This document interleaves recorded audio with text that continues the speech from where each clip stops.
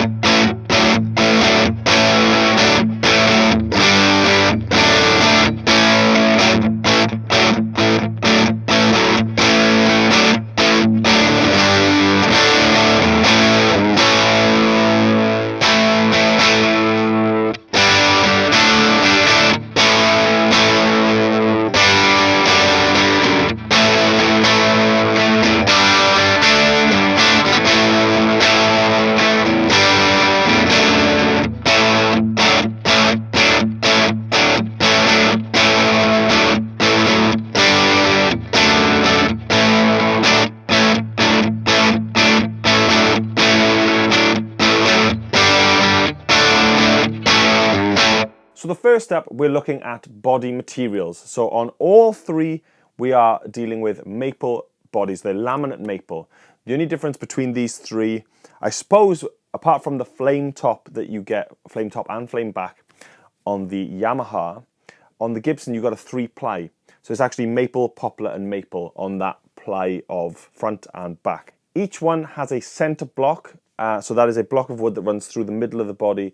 Helps with feedback issues and those kind of things.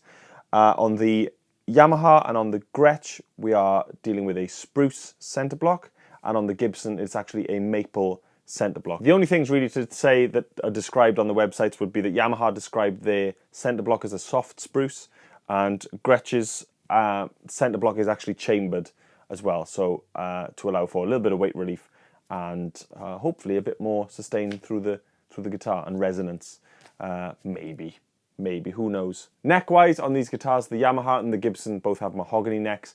The Gretsch is a maple neck. Fretboard-wise, ebony and ebony, traditional rosewood on the Gibson. Each one has 22 medium jumbo frets, and these two, which is the Gretsch and the Gibson, are a 12-inch radius, and the Yamaha, interestingly, is a 13.75 radius, so ever so slightly flatter.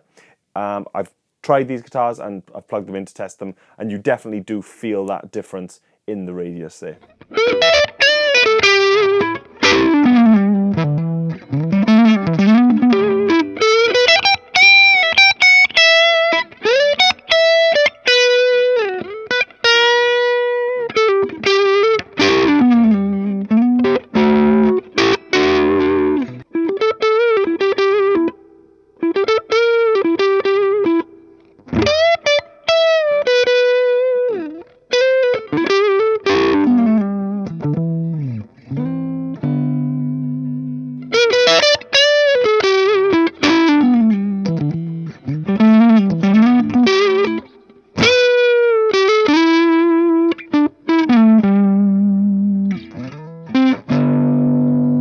So looking at the neck profiles, the Gibson is the rounded C and the Gretsch is the slimmer U shape.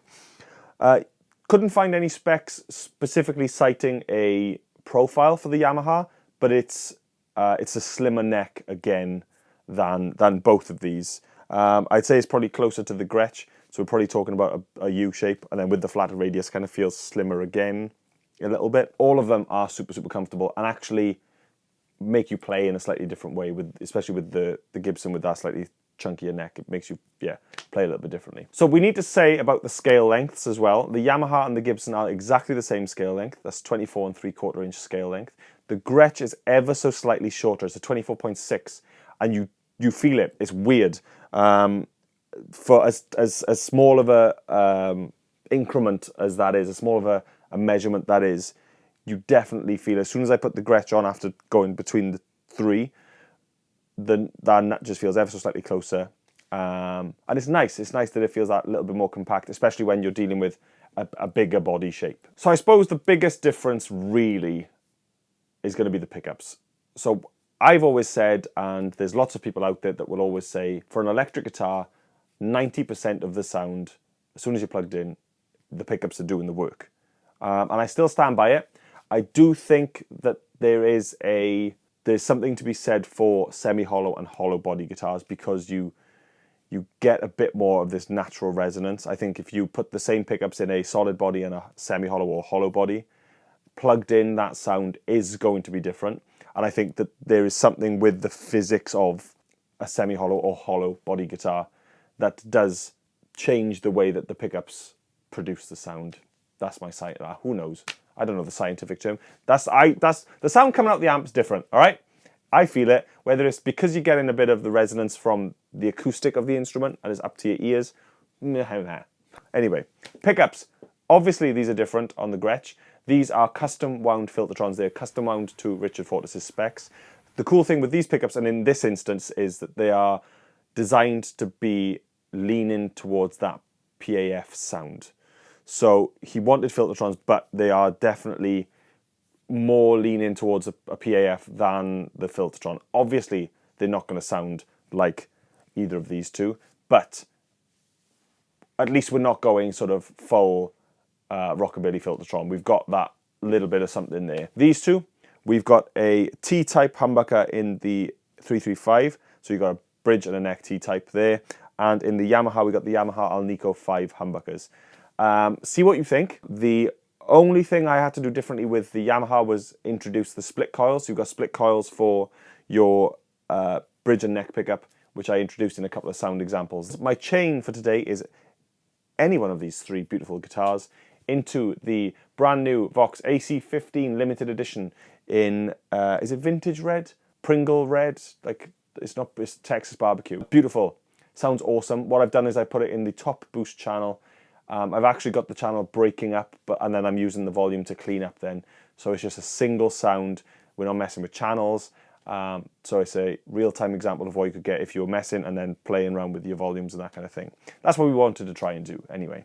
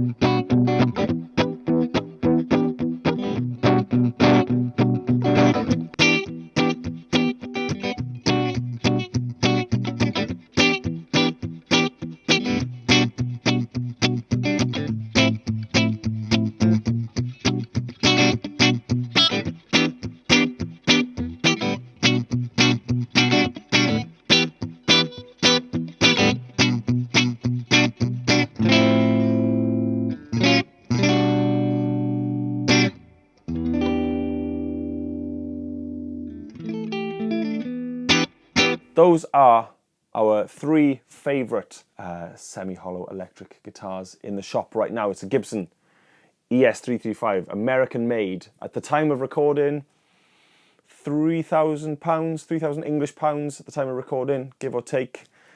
Next to that is the beautiful SA2200 from Yamaha. It's a Japanese built.